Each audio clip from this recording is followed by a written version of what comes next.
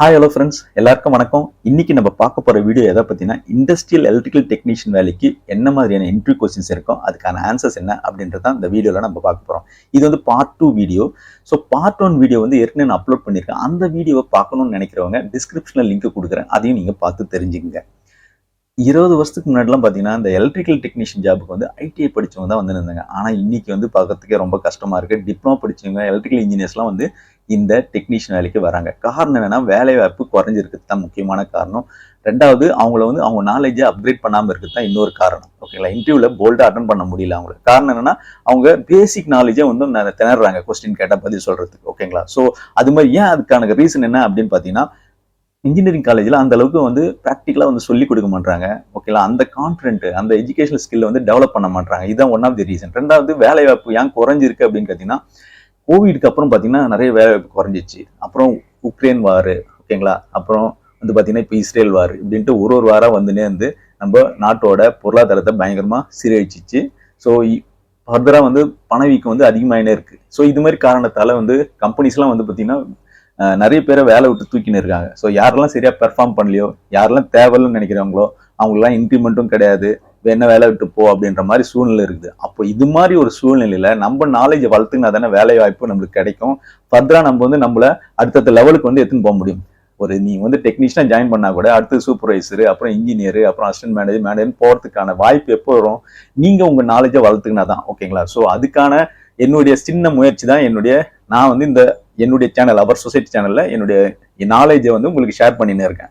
So ஏற்கனவே வந்து பார்த்தீங்கன்னா டெக்னிக்கலாக வந்து பார்த்தீங்கன்னா மோர் தென் 120 வீடியோஸ் டெக்னிக்கல் வீடியோஸ் மட்டுமே நான் போட்டிருக்கேன். அது தனி பிளேலிஸ்ட்ல இருக்கு. நீ சேனலில் போயிட்டு எலக்ட்ரோ மெக்கானிக்கல் சர்வீஸ் போனீங்கன்னா நான் வந்து எம்இபி ரிலேட்டடாக எல்லா வீடியோஸும் வந்து போட்டிருக்கேன். ஃபெசிலிட்டிஸ் அதாவது மெயின்டெனன்ஸ் ஃபீல்டில் இருக்கிறவங்களுக்கு கண்டிப்பாக ரொம்ப ரொம்ப யூஸ்ஃபுல்லாக இருக்கும். அந்த வீடியோ பார்க்கணும்னு நினைக்கிறவங்க கூட நீங்கள் பார்த்துங்க. ஸோ அதனால இந்த வீடியோவை கடைசி வரைக்கும் ஸ்கிப் பண்ணாமல் பாருங்க, உங்களுக்கு ரொம்ப ரொம்ப யூஸ்ஃபுல்லாக இருக்கும். வாங்க வீடியோக்குள்ள போகலாம்.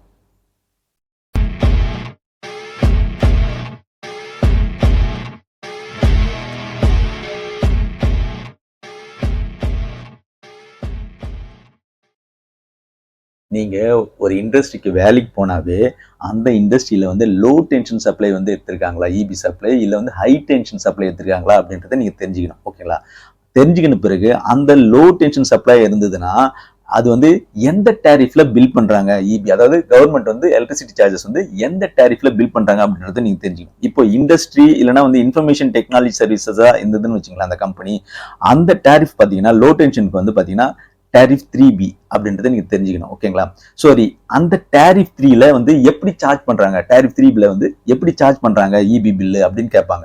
இது வந்து ரெண்டு வகையான சார்ஜஸ் பண்ணுவாங்க. ஒன்னு வந்து அதுக்கு தான் 2 பார்ட் டேரிஃப் அப்படின்னு சொல்லுவாங்க. எனர்ஜி சார்ஜஸ் ஒன்னு, இன்னொன்னு ஃபிக்ஸட் சார்ஜஸ்ன்னு சொல்லுவாங்க இந்த லோ டென்ஷன் சப்ளைக்கெல்லாம். ஹை டென்ஷன் சப்ளை பண்ணும்போது எனர்ஜி சார்ஜஸ் அப்புறம் டிமாண்ட் சார்ஜஸ் சொல்லுவாங்க. லோ டென்ஷன் சொல்லும்போது energy charges and fixed charges சொல்லுவாங்க. ஸோ இப்போ நம்ம லோ டென்ஷன் சார்ஜஸ் தான் நம்ம பார்த்துட்டு இருக்கோம். இதுல வந்து பாத்தீங்கன்னா 0 to 50 கிலோவாட் கெப்பாசிட்டிக்கு வந்து பாத்தீங்கன்னா எனர்ஜி சார்ஜஸ் பாத்தீங்கன்னா ₹7.65 வந்து பெர் யூனிட்டுக்கு சார்ஜ் பண்றாங்க. ஃபிக்ஸட் சார்ஜஸ் 2 months ஒன்ஸ் பாத்தீங்கன்னா ₹154 பெர் கிலோவாட் சார்ஜ் பண்றாங்க. அபோவ் 50 கிலோவாட் டு 110 கிலோவாட் இருந்ததுன்னு வச்சுங்களேன், அதுக்கான எனர்ஜி சார்ஜஸ் பாத்தீங்கன்னா ₹7.65 பெர் யூனிட். ஃபிக்ஸட் சார்ஜஸ் வந்து பாத்தீங்கன்னா ₹306 பெர் கிலோவாட் சார்ஜ் பண்றாங்க. அபோவ் 110 கிலோவாட் அப்படின்ற பட்சத்தில் அது வந்து சிடியும் கனெக்ஷன் இருக்கும், அதில் சிடி சர்வீஸோட இருக்குது. அதுக்கான எனர்ஜி சார்ஜஸ் பார்த்தீங்கன்னா ₹7.65 பெர் யூனிட்டுக்கு. ஃபிக்ஸட் சார்ஜஸ் பார்த்தீங்கன்னா 562 கிலோவாட் வந்து பெர் மந்த்துக்கு சார்ஜ் பண்ணுவாங்க. ஓகேங்களா, அபோவ் 110 கிலோவாட்டுக்கு, அதாவது அபோவ் 112 கிலோவாட்டுக்கு. ஓகேங்களா, இதை நீங்க தெரிஞ்சு வச்சுக்கணும் நல்லாவே. ஓகே, இன்னும் ஃபர்தரா பல டேரிஃப்க்கு வந்து பாத்தீங்கன்னா நீங்க டான்ஜெட் வெப்சைட்டுக்குள்ள போனாவே அதுல இருக்கும் கிளியரா நீங்க தெரிஞ்சுக்க வேண்டியது. ஓகே, நான் ஜஸ்ட் பேசிக்கா ரெண்டு முக்கியமானது மட்டும் நான் இங்க சொல்றேன். ஓகே, சரி, இண்டஸ்ட்ரிக்கு லோ டென்ஷன் சப்ளை டேரிஃப் என்ன அப்படின்றது நம்ம தெரிஞ்சுக்கணும். அதே மாதிரி ஹை டென்ஷன் சப்ளை வந்து என்ன இண்டஸ்ட்ரிக்கு அப்படின்னு கேட்பாங்க. ஸோ இது வந்து பாத்தீங்கன்னா tariff 1 industry, factory, information technology service எல்லாமே வந்து பாத்தீங்கன்னா இந்த டேரிஃப் 1 பேஸ் பண்ணி தான் சார்ஜ் பண்ணுவாங்க. ஸோ இந்த டேரிஃப் 1 வந்து ஹை டென்ஷன் சப்ளைன்றது நீங்க புரிஞ்சுங்க. இதுல வந்து என்ன சார்ஜஸ் பண்ணுவாங்க, எனர்ஜி அண்ட் டிமாண்ட் சார்ஜஸ் எவ்வளவு அப்படின்னு கேட்பாங்க. இதுவும் வந்து 2 பார்ட் டேரிஃப் தான். ஓகேங்களா, நான் அங்க வந்து பாத்தீங்கன்னா லோ டென்ஷன் சப்ளைக்கு வந்து எனர்ஜி சார்ஜஸ், ஃபிக்ஸ்ட் சார்ஜஸ் இருந்தது இல்லையா, இதுல வந்து பாத்தீங்கன்னா எனர்ஜி சார்ஜஸ், டிமாண்ட் சார்ஜஸ் இருக்கும். எனர்ஜி சார்ஜஸ் பாத்தீங்கன்னா உங்களுக்கு வந்து ₹6.9 பெர் யூனிட்டுக்கு சார்ஜ் பண்ணுவாங்க. டிமாண்ட் சார்ஜஸ் சொல்லும்போது ₹562 பெர் கேவிஏக்கு வந்து சார்ஜ் பண்றாங்க. இது பேசிக்கா இது தெரிஞ்சாவே போதும், நீங்க ஓரளவுக்கு சமாளிச்சலாம். ஒரு எலக்ட்ரிஷியன் ஜாப் இல்ல எலக்ட்ரிஷியன் சூப்பர்வைசர் ஜாப் கூட இது போதும். ஓகே, அடுத்ததா பேசிக்கா கேட்கக்கூடிய கேள்வி என்னன்னா, ஒரு HT கன்சியூமர் வந்து தமிழ்நாட்டுல வந்து பவர் ஃபேக்டர் எவ்வளவு மெயின்டைன் பண்ணணும், அப்படி மெயின்டைன் பண்ணலன்னா எவ்வளவு பெனால்டி கட்ட வேண்டி இருக்கும் அப்படின்றத நீங்க சொல்லணும். ஓகேங்களா? நார்மலா ஆவரேஜ் பவர் ஃபேக்டர் வந்து பாத்தீங்கன்னா 0.9 பிலோ வந்து போகவே கூடாது பவர் ஃபேக்டர். அது ஞாபகம் வச்சுங்க. சப்போஸ் 0.9 பிலோ போயிட்டு அப் டு 0.85 வரைக்கும் இருக்குன்னு வச்சுங்களா, அந்த ரேஞ்சுக்குள்ள இருந்ததுன்னா பவர் ஃபேக்டர் உங்களுக்கு வந்து பாத்தீங்கன்னா 1% வந்து நீங்க கரண்ட் கன்சம்ஷன் சார்ஜஸ் வந்து நீங்க கட்ட வேண்டியிருக்கும். ஓகேங்களா? அதாவது எவ்ரி 0.01 ரிடக்ஷன் ஆச்சுன்னா பவர் ஃபேக்டர் உங்களுக்கு வந்து ஆட்டோமேட்டிக்கா 1% வந்து நீங்க பெனால்டி கட்ட வேண்டியிருக்கும். ஞாபகம் வச்சுங்க. இதே வந்து பவர் ஃபேக்டர் வந்து பிலோ 0.85 இருந்து 0.75 இருக்குதுன்னு வச்சுங்களேன் பவர் ஃபேக்டர், அப்ப நீங்க வந்து 1.5% வந்து நீங்க பெனால்டி கட்டணும். கரண்ட் கன்சம்ஷன் சார்ஜஸ்ல இருந்து 1.5% நீங்க வந்து பெனால்டி கட்டணும். அதுவும் வந்து பாத்தீங்கன்னா எவ்ரி ரிடக்ஷன் ஆஃப் 0.01 குறைய உங்களுக்கு வந்து அந்த 1.5% கட்ட வேண்டி இருக்கும் பெனால்டி. ஓகே, அதே மாதிரி தான் பிலோ 0.75 குறைஞ்சால உங்களுக்கு 2% வந்து நீங்க பெனால்டி கட்ட வேண்டியிருக்கும் கரண்ட் கன்சம்ஷன் சார்ஜஸ்ல இருந்து. ஓகேங்களா? இதுவும் நீங்க தெரிஞ்சுக்க வேண்டியது ரொம்ப ரொம்ப முக்கியம். அடுத்தது முக்கியமா தெரிஞ்சுக்க வேண்டியது என்னன்னா, இந்த பில்லிங்ல HT கன்சியூமர்ஸ்க்கு டிமாண்ட் சார்ஜஸ் வந்து எப்படி பில் பண்றாங்க அப்படின்னா, இது வந்து அந்தந்த மாசம் வந்து எவ்வளவு ரெக்கார்ட் ஆயிருக்கோ, மேக்ஸிமம் டிமாண்ட் எவ்வளவு வந்து ரெக்கார்ட் ஆயிருக்கோ, அதாவது கேவிஏல வந்து ரெக்கார்ட் ஆகும். அந்த சார்ஜஸ் தான் வந்து அவங்க வந்து பில்லிங் எடுத்துப்பாங்க. பெர் கேவிஏ சார்ஜஸ் ஏற்கனவே சொன்ன மாதிரி HT கன்சியூமர்ஸ் வந்து 562 பெர் கேவிஏ வந்து சார்ஜ் பண்ணிடுவாங்க. சப்போஸ் இந்த டிமாண்ட் வந்து ரொம்ப கம்மியா இருந்தது அப்படின்னா, அதாவது 90% அலாட்டட் டிமாண்ட்னு ஒண்ணு இருக்குங்க. நீங்க அப்ளை பண்ணும்போது இனிஷியலா HT கனெக்ஷன் எடுக்கும்போது ஒரு அலாட் பண்ணி கொடுப்பாங்க கோட்டா டிமாண்ட் பேஸ்ட் ஆன் உங்களுடைய டிமாண்டை பொறுத்து இருக்கு. அதாவது கனெக்டர் லோடு பேஸ் பண்ணியும் நீங்க கன்சம்ஷன் பேஸ் பண்ணியும் வந்து ஒரு டிமாண்ட் ஃபிக்ஸ் பண்ணுவாங்க வச்சுங்க இனிஷியலா. ஸோ அந்த டிமாண்ட் வந்து அட்லீஸ்ட் 90% மேல இருந்ததுன்னா ஆக்சுவல் டிமாண்ட் வந்து எடுத்துப்பாங்க. ஆக்சுவலா எவ்வளவு ரெக்கார்ட் ஆயிருக்கும் அப்படின்னு. சப்போஸ் அந்த 90% கீழே இருந்ததுன்னு வச்சுங்களேன், ரெக்கார்ட் ஆன டிமாண்ட் வந்து இந்த கோட்டாவோட 90% கீழே இருந்ததுன்னா அப்போ அவங்க வந்து 90% மினிமம் எடுத்துப்பாங்க. போன வீடியோல வந்து பாத்தீங்கன்னா இந்த லோ வோல்டேஜ் சர்க்யூட் பிரேக்கர்ல என்ன மாதிரியான கேள்வி கேட்பாங்க நம்ம பார்த்திருந்தோம். அதை தொடர்ந்து இதுல வந்து பாத்தீங்கன்னா சர்க்யூட் பிரேக்கர்ல உங்களுக்கு இம்பார்ட்டன்ட் ஸ்பெசிஃபிகேஷன் என்னென்ன தெரிஞ்சுக்கணும், அதுல என்னென்ன ட்ரிப் செட்டிங் வந்து முக்கியமா வந்து நம்ம தெரிஞ்சுக்க வேண்டியது அப்படின்றத நம்ம கேட்பாங்க. கேள்வி கேட்டாலும் பதில் சொல்ல தெரியணும், நம்மளும் தெரிஞ்சுக்கணும் இந்த வேலைக்கு போனாவே. ஓகேங்களா? சோ ஃபர்ஸ்ட் வந்து பாத்தீங்கன்னா இந்த ரேட்டட் ஆபரேஷனல் வோல்டேஜ், ஒரு சர்க்யூட் பிரேக்கர் வந்து எந்த வோல்டேஜ் ஆப்ரேட் பண்றதுக்கு டிசைன் பண்ணிருக்காங்க அப்படின்றது அது முக்கியமான ஸ்பெசிஃபிகேஷன் இல்லையா, அது வந்து யூஇன்னு குறிச்சிருக்கும் அதுல. அதாவது நார்மல் கண்டிஷன்ல எந்த வோல்டேஜ்ல இந்த சர்க்யூட் பிரேக்கர் ஆப்ரேட் ஆகும் அப்படின்றது தான். ஓகேங்களா? அடுத்தது பாத்தீங்கன்னா ரேட்டட் கரண்ட். இது வந்து பாத்தீங்கன்னா ஒரு சர்க்யூட் பிரேக்கர் வந்து எவ்வளவு மேக்ஸிமம் வேல்யூ ஆஃப் கரண்ட் வரைக்கும் அது வந்து ஆப்ரேட் ஆகும் அப்படின்றது அதை குறிக்குது. அதுக்கு மேல போகும்போது அதுலயே இன்பில்ட்ல இருக்கிற அந்த ஓவர் கரண்ட் ட்ரிப்பிங் ரிலே வந்து வேலை செஞ்சு ட்ரிப் பண்ணி விட்டுடும். அந்த ஓவர் கரண்ட் ட்ரிப்பிங் ரிலே கூட பாத்தீங்கன்னா அந்த மேக்ஸிமம் வேல்யூ கரண்ட் வந்தா கூட ஒரு சர்டன் ஆம்பியன்ட் டெம்பரேச்சர் வந்தாதான் வந்து அது ட்ரிப் ஆகும். இது வந்து மேனுஃபேக்சரர் அவங்களுடைய கேட்டலாக்ல போட்டிருப்பாங்க. ஓகே, அடுத்ததா இந்த சர்க்யூட் பிரேக்கர்ல முக்கியமான ஒரு 3 ட்ரிப் செட்டிங் வந்து நீங்க தெரிஞ்சுக்க வேண்டியதுங்க. பேசிக்கா தெரிஞ்சுக்க வேண்டியது. அதாவது ஓவர்லோட் ரிலே ட்ரிப் கரண்ட் செட்டிங்னு ஒன்று இருக்கு. அதாவது IR, TH இல்லைன்னா IRன்னு அதுல மென்ஷன் பண்ணிருக்கோம். இது வந்து சர்க்யூட் பிரேக்கர் எப்ப ட்ரிப் ஆகணும் அதை குறிக்கிற கரண்ட் செட்டிங் தான். சோ கரண்ட் செட்டிங் வந்து நார்மலா வந்து ஒரு 100 ஆம்ஸ் இருக்குன்னு வச்சுக்கலாம். அதுல வந்து ரேஞ்ச் வந்து நீங்க 0.7ல இருந்து அதாவது 70% இருந்து 100% வரைக்கும் நீங்க செட் பண்ணிக்கலாம். அந்த நார்மல் ரேட்டட் கரண்ட் இருக்கு இல்லையா, அந்த ரேட்டட் கரண்ட்ல ரேஞ்ச் வந்து 0.7 to 1 டைம்ஸ் வந்து நீங்க செட் பண்ணிக்க முடியும். ஓகேங்களா? லோடுக்கு ஏற்ற மாதிரி நீங்க கனெக்டர் லோடுக்கு ஏற்ற மாதிரி நீங்க செட் பண்ணிக்கலாம். ஓகேங்களா? சோ அந்த ரேஞ்ச் வரும்போது ஆட்டோமேட்டிக்கா சர்க்யூட் பிரேக்கர் வந்து ட்ரிப் பண்ணி விட்டுடும் அந்த கரண்ட் வரும்போது. ஓகே, அடுத்தது பாத்தீங்கன்னா short circuit relay trip current setting. இது வந்து IM மென்ஷன் பண்ணிருக்கோம். இது வந்து ஃபால்ட் கரண்ட் ஆச்சுன்னு வச்சுங்களேன், ஹை வேல்யூ திடீர்னு ஹை ஃபால்ட் கரண்ட் எடுக்குதுன்னா உடனே ட்ரிப் பண்றதுக்காக இந்த கரண்ட் செட்டிங் வச்சிருப்பாங்க. ஓகேங்களா? சோ அதை நீங்க புரிஞ்சுக்கணும். அது வந்து IMல இருக்கும் பாத்துங்க. அடுத்தது தெரிஞ்சுக்க வேண்டியது என்ன, rated short circuit breaking capacity, அதாவது ICU இல்லைன்னா ICN வந்து அதுல மென்ஷன் பண்ணிருக்கோம். இது வந்து பாத்தீங்கன்னா ஒரு சர்க்யூட் பிரேக்கர் வந்து எந்த அளவுக்கு வந்து ஃபால்ட் கரண்ட தாங்கக்கூடிய அந்த பொட்டன்ஷியல் கெப்பாசிட்டி இருக்கு அப்படின்றது தான் இது குறிக்குது. அடுத்ததான் நீங்க தெரிஞ்சுக்க வேண்டியது என்னன்னா making capacity of circuit breaker. இது வந்து பாத்தீங்கன்னா சர்க்யூட் பிரேக்கர் வந்து லைவ்ல இருக்கும்போது நீங்க க்ளோஸ் பண்றீங்கன்னு வச்சுங்களேன், அந்த க்ளோஸ் பண்ணும்போது அந்த சர்க்யூட் பிரேக்கரோட maximum withstand capacity, maximum current carrying withstand capacity எவ்வளவுன்றது தான் அது குறிக்குது. ஓகேங்களா? இது வந்து இதனுடைய ஃபார்முலா கூட பாத்தீங்கன்னா கிலோ ஆம்ஸ்ல இருக்கும். அதாவது making current equal to 2.55 into symmetrical breaking current தான் இது குறிக்குது. சோ இந்த சிமெட்ரிக்கல் ஃபால்ட்னா என்னன்னு தெரிஞ்சுக்கினா நம்ம வந்து இதுவும் புரியும் உங்களுக்கு. அது நான் அடுத்த கேள்வியில வருவோம் நம்ம அதையும். ஓகேங்களா? சோ ஃபர்ஸ்ட் இதனுடைய ஃபார்முலா தெரிஞ்சுங்க. மேக்கிங் கெப்பாசிட்டி நான் புரிஞ்சிருக்கும் இல்லையா, ஒரு பிரேக்கரை மேக் பண்ணும்போது அதாவது க்ளோஸ் பண்ணும்போது அதனுடைய current maximum current withstand capacity தான் அது குறிக்குது. ஓகேங்களா? அடுத்ததான் நீங்க தெரிஞ்சுக்க வேண்டியது ரப்சரிங் கெப்பாசிட்டி ஆஃப் சர்க்யூட் பிரேக்கர். அதாவது ஒரு சர்க்யூட் பிரேக்கரால மேக்ஸிமம் ஃபால்ட் கரண்ட் எவ்வளவு வந்தா அது வந்து ஐசோலேட் பண்ற அளவுக்கு கெப்பாசிட்டி இருக்கு அப்படின்றத குறிக்கிறது தான் அந்த ரப்சரிங் கெப்பாசிட்டி. ஓகேங்களா? இதோட ஃபார்முலா பாத்தீங்கன்னா மெகா வோல்ட் ஆம்பியர்ல தான் இது குறிக்கும் இந்த ரப்சரிங் கெப்பாசிட்டி. அது வந்து பாத்தீங்கன்னா rated breaking current into rated voltage தான் வந்து இது குறிக்குது. அதாவது KA கிலோ ஆம்ப்ஸ் இருக்கு இல்லையா, அது இன்டு கிலோ வோல்ட். இதை மல்டிப்ளை பண்ணீங்கன்னா உங்களுக்கு மேக்ஸிமம் வந்து rupturing capacity of circuit breaker வந்து உங்களுக்கு கிடைச்சிடும். ஓகே, அடுத்தது கேட்கக்கூடிய கேள்வி என்னன்னா, what is symmetrical faults and unsymmetrical faults அப்படின்னு கேட்பாங்க. இந்த ஏசி பவர் சிஸ்டத்துல வந்து பாத்தீங்கன்னா நார்மலா பேலன்ஸ் லோட் கண்டிஷன்ல தான் ஆப்ரேட் ஆகணும். இதான் நார்மல் கண்டிஷன். ஓகேங்க, அன்பேலன்ஸ் கண்டிஷன் வந்து பவர் சிஸ்டத்துல எப்ப ஏற்படும் அப்படின்னு பாத்தீங்கன்னா ரெண்டு வகையான ஃபால்ட் அக்கர் ஆகும்போது, ஒன்னு வந்து சிமெட்ரிக்கல் ஃபால்ட், இன்னொன்னு அன்சிமெட்ரிக்கல் ஃபால்ட் அப்படின்னு சொல்லுவாங்க.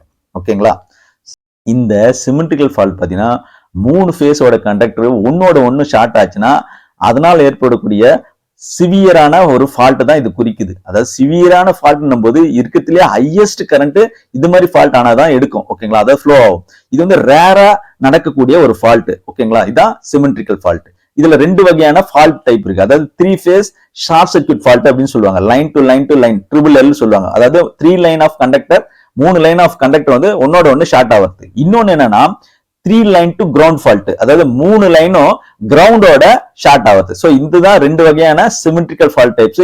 அடுத்ததா பாத்தீங்கன்னா அன்சிமெட்ரிக்கல் ஃபால்ட்டுங்க. இது வந்து நார்மலா நடக்கக்கூடிய ஃபால்ட். அதாவது அன்பேலன்ஸ் நடக்கும் 3 ஃபேஸ் சிஸ்டத்துல. எப்பெல்லாம் நடக்கும் அன்பேலன்ஸ்? ஏதாவது ஒரு ஃபேஸும் இன்னொரு ஃபேஸும் ஷார்ட் ஆகும், இல்லைன்னா ஓப்பன் சர்க்யூட் ஆகும். இது மாதிரி நடக்கக்கூடிய ஃபால்ட் அதை வர்றது தான் இந்த அன்சிமெட்ரிக்கல் ஃபால்ட். அது அதனுடைய டைப் என்னென்ன இருக்குன்னு பாருங்க. Single line to ground fault, ஒரு ஃபேஸ் மட்டும் கிரவுண்டோட ஷார்ட் ஆச்சுன்னா அதுக்கு பேரு அன்சிமெட்ரிக்கல் ஃபால்ட். இது ஒரு வகையான ஃபால்ட். இன்னொன்னு பாத்தீங்கன்னா லைன் டு லைன், ஒரு ஃபேஸ்க்கும் இன்னொரு ஃபேஸ்க்கும் ஷார்ட் ஆச்சுன்னு வச்சுங்களேன், அது வந்து அந்த டபுள் எல் ஃபால்ட் அப்படின்னு சொல்லுவாங்க. இன்னொரு அன்சிமெட்ரிக்கல் ஃபால்ட் டைப் என்னன்னு பாத்தீங்கன்னா double line to ground fault. So ரெண்டு ஃபேஸ் வந்து கிரவுண்டோட ஷார்ட் ஆச்சுன்னா இல்ல நியூட்ரலோட ஷார்ட் ஆச்சுனாலும் உங்களுக்கு வந்து இந்த ஃபால்ட்டை குறிக்குது அன்சிமெட்ரிக்கல் ஃபால்ட். இதுதான் வந்து சிமெட்ரிக்கல் அன்சிமெட்ரிக் ஃபால்ட் அப்படின்றத நீங்க புரிஞ்சுக்கலாம். ஓகே, அடுத்ததான் நீங்க தெரிஞ்சுக்க வேண்டியது என்னன்னா, சர்க்யூட் பிரேக்கரோட ரேட்டிங் வந்து எதை பேஸ் பண்ணி வந்து டிசைட் பண்றாங்க அப்படின்னு. உங்களுக்கு ஏற்கனவே தெரியும், சிமெட்ரிக்கல் ஃபால்ட் தான் இருக்கிறதுல ஹையஸ்ட் ஃபால்ட் கரண்ட் வந்து ஃப்ளோ ஆகும். ஓகேங்களா, அந்த மாதிரி ஃபால்ட் ஆகும்போது சோ அப்போ ரேட்டிங் ஆஃப் சர்க்யூட் பிரேக்கர் வந்து அதை பேஸ் பண்ணி தான் டிசைட் பண்ணுவாங்க அப்படின்றது உங்களுக்கு அந்த லாஜிக் இப்ப புரிஞ்சிருக்கும். ஓகே, அடுத்ததான் நீங்க தெரிஞ்சுக்க வேண்டியதுன்னா, எக்ஸ்ட்ரா ஹை வோல்டேஜ் அப்ளிகேஷன்லாம் எந்த டைப் ஆஃப் சர்க்யூட் பிரேக்கர் வந்து நார்மலா வந்து யூஸ் பண்றாங்க, எதுக்காக அப்படின்றத நீங்க கேட்டாங்கன்னா பதில் சொல்ல தெரியணும். இந்த எக்ஸ்ட்ரா ஹை வோல்டேஜ் அப்ளிகேஷன்லாம் பாத்தீங்கன்னா இந்த SF6 கேஸ் இன்சுலேட்டட் சுவிட்ச் கியர் தான் வந்து யூஸ் பண்ணுவாங்க. இந்த SF6 என்னும்போது அது சல்ஃபர் எக்ஸா ஃப்ளோரைட் கேஸ் தான் வந்து அந்த சர்க்யூட் பிரேக்கர்ல யூஸ் பண்றாங்க. அதுதான் வந்து ஆர்க் குவிஞ்சிங் கெப்பாசிட்டி, அதாவது ஏதாவது ஸ்பார்க் ஆச்சுன்னா கூட அதை வந்து ஈஸியா அணைக்கக்கூடிய தன்மை அதிகமா இருக்கும் அந்த கேஸுக்கு. ஏன்னா அதுல ஹை டயலெக்ட்ரிக் ஸ்ட்ரென்த்தும் அதுல இருக்கு. ஓகேங்களா, இதுதான் ரொம்ப புரிஞ்சுக்கணும். அதுல வந்து பாத்தீங்கன்னா இந்த ஆர்க்கிங் டைம் வந்து ரொம்ப ரொம்ப கம்மி. ஓகேங்களா, அது மட்டும் இல்லைங்க, ஹை கரண்ட் ஆனா கூட அது வந்து இன்டர்ப்ட் பண்ண முடியும். அந்த கெப்பாசிட்டி இருக்கு இந்த SF6 கேஸுக்கு. ஓகே, அடுத்த கேள்வி என்னன்னா, what is mean by protective relay அப்படின்னு கேட்பாங்க. ப்ரொடெக்டிவ் ரிலே என்ன பண்ணும் அப்படின்னு பாத்தீங்கன்னா, ஃபால்ட் டிடெக்ட் பண்ணி சர்க்யூட் பிரேக்கர் ஒரு சிக்னல் கொடுத்தா அந்த சர்க்யூட் பிரேக்கர் வந்து பாத்தீங்கன்னா அந்த டிஃபெக்டிவ் எக்யூப்மெண்ட்டை வந்து மத்த எலக்ட்ரிக்கல் சிஸ்டத்துல இருந்து ஐசோலேட் பண்றதுக்காக யூஸ் பண்றாங்க. எதுக்கு ஐசோலேட் பண்ணணும் அப்படின்னா, மத்த சிஸ்டமாவது இந்த டேமேஜ்ல இருந்து பாதுகாக்க முடியும் அப்படின்றதுக்காக. ஓகேங்களா, இதுதான் வந்து ப்ரொடெக்ஷன் ரிலேயோட வேலை அப்படின்னு நீங்க சொன்னா போதும். அடுத்தது என்ன சொல்லுவாங்கன்னா, ஒரு ப்ரொடெக்ஷன் ரிலே சர்க்யூட்டோட டயராம வரைஞ்சு காமிக்க சொல்லுவாங்க, சிம்பிளானது. அப்புறம் அதோட ஃபங்க்ஷன் எக்ஸ்பிளைன் பண்ண சொல்லுவாங்க. இப்போ இந்த டயராம் பாருங்க, ஒரு பஸ் பார்ல இருந்து ஒரு ஃபீடருக்கு வந்து உங்களுக்கு சர்க்யூட் பிரேக்கர் மூலமா வந்து ஃபீட் பண்ணுது. சர்க்யூட் பிரேக்கர் அவுட் கோயிங்ல தான் வந்து கரண்ட் டிரான்ஸ்ஃபார்மர் இருக்குன்னு வச்சுங்களேன். அந்த கரண்ட் டிரான்ஸ்ஃபார்மரோட செகண்டரி சைடு வந்து ரிலே காயில் கனெக்ட் ஆயிருக்கும். அந்த ரிலே காயிலோட NO வந்து எப்போ எனர்ஜைஸ் ஆகும்னா, அந்த ரிலே காயில் எனர்ஜைஸ் ஆனோடனே இந்த NO கான்டெக்ட் க்ளோஸ் ஆகி ட்ரிப் காயில் எனர்ஜைஸ் பண்ணி ட்ரிப் காயில் எனர்ஜைஸ் ஆன உடனே உங்களுக்கு ஆட்டோமேட்டிக்கா சர்க்யூட் பிரேக்கர் வந்து ஓபன் பண்ணி விட்டுரும். ஓகேங்களா, இதுதான் வந்து நார்மலா நடக்கக்கூடிய ஆபரேஷன். இது சொன்னா போதும். சோ எப்போ வந்து இந்த ரிலே காயில் ஃபங்க்ஷன் ஆகும், எனர்ஜைஸ் ஆகும் அப்படின்னு பாத்தீங்கன்னா, அதுல வந்து செட் லிமிட் இருக்கும். எப்போ நார்மல் கரண்ட் ஃப்ளோ ஆகும்போது அது எனர்ஜைஸ் ஆகாது. ரிலே காயில் கரண்ட் வந்து செட் லிமிட்டை தாண்டும் போது ஆட்டோமேட்டிக்கா அந்த ரிலே காயில் எனர்ஜைஸ் ஆகி அதோட NO கான்டெக்ட் க்ளோஸ் ஆகி ட்ரிப் காயில் ஏற்கனவே வந்து பேட்டரி மூலமா கனெக்ட் பண்ணிருப்பாங்க. சோ ட்ரிப் காயில் எனர்ஜைஸ் ஆயிடும். ட்ரிப் காயில் எனர்ஜைஸ் ஆன உடனே சர்க்யூட் பிரேக்கரை ஓபன் பண்ணி விட்டுடும். ஓகேங்களா, அடுத்ததை கேட்கக்கூடிய கேள்வி என்னன்னா, ப்ரொடெக்ஷன் ரிலேல பிக்கப் கரண்ட் தான் என்ன அப்படின்னு கேட்பாங்க. பிக்கப் கரண்ட் IPU அப்படின்னு அதுல மென்ஷன் பண்ணியிருக்கோம். சோ இது வந்து பாத்தீங்கன்னா ஒரு ரிலே ஆப்ரேட் பண்றதுக்கு எவ்வளவு மினிமம் கரண்ட் தேவைப்படுது அப்படின்றது தான் அது குறிக்குது, பிக்கப் கரண்ட். ஓகே, சோ அதனுடைய ஃபார்முலா பாத்தீங்கன்னா rated CT output into percentage current setting. எவ்வளவு கரண்ட் செட்டிங் வைக்கிறீங்களோ அந்த ரிலேல அதை தான் அது குறிக்குது. ஓகே, இந்த rated CT outputன்றது பாத்தீங்கன்னா உங்களுக்கு கரண்ட் டிரான்ஸ்ஃபார்மரோட செகண்டரி சைடோட ரேட்டட் கரண்ட் தான் குறிக்குது. நார்மலா பாத்தீங்கன்னா 1 ஆம்ஸ் இருக்கும், இல்ல 5 ஆம்ஸ் இருக்கும். ஓகேங்களா? அடுத்தது முக்கியமா கேட்கக்கூடிய கேள்வி என்னன்னு பாத்தீங்கன்னா, இந்த டிஃபரன்ஷியல் ரிலே எப்படி ஒர்க் பண்ணும் அப்படின்னு தான். இந்த டயக்ராம் பாருங்க, உங்களுக்கு கிளியராகவே புரியும். ஒரு சிம்பிள் டயக்ராம் தான் இது. பவர் டிரான்ஸ்ஃபார்மரோட இன்லெட்லயும் அவுட்லெட்லயும் ஒரு சிடி கனெக்ட் பண்ணிருப்பாங்க. அந்த சிடியோட செகண்டரி சைடு பாத்தீங்கன்னா இந்த டிஃபரன்ஷியல் ரிலே வந்து கனெக்ட் பண்ணிருப்பாங்க. ஓகேங்களா? சப்போஸ் நார்மல் கண்டிஷன்ல இந்த டிஃபரன்ஷியல் ரிலே வந்து ஒர்க் பண்ணாது. காரணம் என்னன்னா, உங்களுக்கு என்ட்ரிங் கரண்ட்டும் லீவிங் கரண்ட்டும் அந்த சிடியில் இருக்க 2 சிடி இன்லெட்லயும் அவுட்லெட்லயும் அது 2 என்ட்ரிங் லீவிங் கரண்ட் பாத்தீங்கன்னா ஈக்குவலா இருக்கும். சோ அதனால டிஃபரன்ஸ் எதுவும் இருக்காது. இந்த டிஃபரன்ஷியல் ஒர்க் பண்ணாது. சப்போஸ் ஏதாவது ஃபால்ட் அக்கர் ஆச்சுன்னா அப்போ வந்து இந்த என்ட்ரிங் கரண்ட்டும் லீவிங் கரண்ட்டும் ஈக்குவலா இருக்காது. அந்த டிஃபரன்ஸ் என்ன பண்ணும், இந்த டிஃபரன்ஷியல் ரிலே வந்து ஆக்டிவேட் பண்ணி விட்டுரும். அதாவது எனர்ஜைஸ் பண்ணி விட்டுரும். இது எனர்ஜைஸ் பண்ண பிறகு ஆட்டோமேட்டிக்கா சர்க்யூட் பிரேக்கரை வந்து இதை ட்ரிப் பண்ணி விட்டுடும். ஓகேங்களா? இதுதான் அதனுடைய மெயின் பிரின்சிபல், நீ புரிஞ்சுக்க வேண்டியது. அடுத்த கேள்வி என்னன்னா, டைரக்ஷனல் ஓவர் கரண்ட் ரிலே என்ன, அது எங்க யூஸ் ஆகும் அப்படின்றது தான். அதாவது ஒரு பவர் சிஸ்டத்துல ஃபால்ட் நடக்கும்போது கரண்ட் ஃப்ளோ வந்து 2 சைடும் ஃப்ளோ ஆச்சுன்னா அந்த ஃபால்ட் கரண்ட், அது மாதிரி ஒரு சிஸ்டத்துல தான் இந்த ப்ரொடெக்ஷனுக்காக இந்த டைரக்ஷனல் ஓவர் கரண்ட் ரிலே வந்து யூஸ் ஆகும். அதாவது இந்த ரிங் மெயின் யூனிட் அப்புறம் இந்த ஜெனரேட்டர் ப்ரொடெக்ஷன் எல்லாம் இந்த வந்து டைரக்ஷனல் ஓவர் கரண்ட் ரிலே வந்து யூஸ் ஆகும். ஓகே, சரி. அப்ப இந்த டிஃபரன்ஷியல் ப்ரொடெக்ஷன் ரிலேன்னு ஒன்னு இருக்கு, அது எங்க யூஸ் ஆகும் அப்படின்னு கேட்பாங்க. இது வந்து பாத்தீங்கன்னா ஜெனரேட்டர் ப்ரொடெக்ஷனுக்கு, டிரான்ஸ்ஃபார்மர் ஃபீடர்ஸ், அப்புறம் large motors and bus bars இது மாதிரி எக்யூப்மெண்ட்ஸ்க்கு ப்ரொடெக்ஷனுக்காக யூஸ் பண்றது தான் இந்த டிஃபரன்ஷியல் ப்ரொடெக்ஷன் ரிலே. அடுத்த கேள்வி என்னன்னா, stand by earth fault relay வந்து எங்க யூஸ் ஆகும் அப்படின்னு கேட்பாங்க. இது வந்து பாத்தீங்கன்னா ஜெனரேட்டர், டிரான்ஸ்ஃபார்மர் அப்புறம் மோட்டரை வந்து எக்ஸ்டர்னல் எர்த் ஃபால்ட்ல இருந்து ப்ரொடெக்ட் பண்றதுக்காக யூஸ் பண்றது. எக்ஸ்டர்னல் எர்த் ஃபால்ட்னும் போது அவுட் சைட் தி ஜோன் இல்ல கிரிட் சைடு எர்த் ஃபால்ட் தான் இது குறிக்குது. ஓகேங்களா?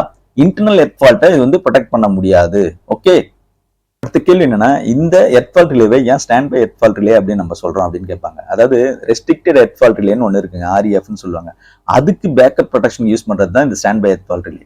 இந்த ரெஸ்ட்ரிக்டட் எர்த் ஃபால்ட் ரிலே பாத்தீங்கன்னா அவுட் சைட் தி ஜோன்ல வந்து ஏதாவது எர்த் ஃபால்ட் ஆச்சுன்னா இது வந்து டிடெக்ட் பண்ணாது. அதாவது சர்க்யூட் பிரேக்கரை வந்து ட்ரிப் பண்ணி விடாது. அது மாதிரி டைம்ல வந்து இந்த stand by earth fault relay வந்து வேலை செய்யும். ஓகே, அடுத்த கேள்வி என்ன கேட்பாங்கன்னா, இந்த stand by earth fault relay வந்து எப்படி ஃபங்க்ஷன் ஆகுது, அதாவது ஒரு டயக்ராம் போட்டு எக்ஸ்பிளைன் பண்ணுங்க அப்படின்னு சொல்லுவாங்க. சோ இந்த டயக்ராம் போடுங்க போதும் உங்களுக்கு.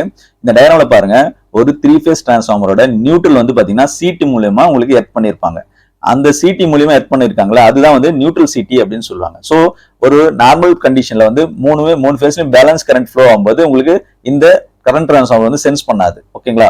சப்போஸ் அன்பேலன்ஸ் கரண்ட் ஃப்ளோ ஆகுது, 3 ஃபேஸ்ல அன்பேலன்ஸ் கரண்ட் இருக்குன்னு வச்சுங்களேன், அந்த அன்பேலன்ஸ் கரண்ட் வந்து பாத்தீங்கன்னா உங்களுக்கு நியூட்ரல்ல ஃப்ளோ ஆகும். அந்த நியூட்ரல்ல ஃப்ளோ ஆகும்போது இந்த சர்க்யூட், அதாவது இந்த கரண்ட் டிரான்ஸ்ஃபார்மர் சென்ஸ் பண்ணி அந்த ஃபால்ட் கரண்ட் சென்ஸ் பண்ணி ரிலே காயில் இருந்து எனர்ஜைஸ் ஆகி சர்க்யூட் பிரேக்கரை வந்து ட்ரிப் பண்ணி விட்டுடும். ஓகேங்களா? இதுதான் இதனுடைய வேலை. ஓகே, நீங்க பிராக்டிகலாவே பாத்தீங்கன்னா நார்மலா நியூட்ரல்ல வந்து ஒரு மினிமம் கரண்ட் ஃப்ளோ ஆயிருந்தாங்க இருக்கும். அது வந்து 1 to 15 ஆம்ஸ் இருக்கும் நார்மலா. அது வந்து எக்யூப்மெண்டோட ரேட்டிங் பொறுத்து இருக்கு. ஸோ அதுக்கேற்ற மாதிரி தான் நீங்க செட்டிங் வைக்கணும். ஓகே, நியூட்ரலோட சிடியில நீங்க செட்டிங் அதுக்கு பேஸ் பண்ணி தான் நீங்க வைக்கணும். ஓகே, அடுத்த கேள்வி என்னன்னா, இந்த ரெஸ்ட்ரிக்டட் எர்த் ஃபால்ட் ரிலே வந்து எதுக்கு யூஸ் பண்ணுவாங்க அப்படின்னு கேட்பாங்க, இல்ல எங்க யூஸ் பண்ணுவாங்க அப்படின்னு. ஓகேங்களா? இந்த ரெஸ்ட்ரிக்டட் எர்த் ஃபால்ட் எதுக்கு யூஸ் பண்ணுவாங்க அப்படின்னு பாத்தீங்கன்னா, ஒரு ஸ்பெசிபிக் ஜோன்ல ஏற்படக்கூடிய அந்த எர்த் ஃபால்ட்டை டிடெக்ட் பண்றதுக்காகவும் ப்ரொடெக்ட் பண்றதுக்காகவும் யூஸ் பண்றது. அதாவது பிரேக்கர்ல இருந்து அந்த எக்யூப்மெண்ட் எதை ப்ரொடெக்ட் பண்றீங்களோ அதுக்கு நடுவுல ஏற்படக்கூடிய ஃபால்ட், எர்த் ஃபால்ட்டை தான் இது வந்து டிடெக்ட் பண்ண முடியும். ஓகே,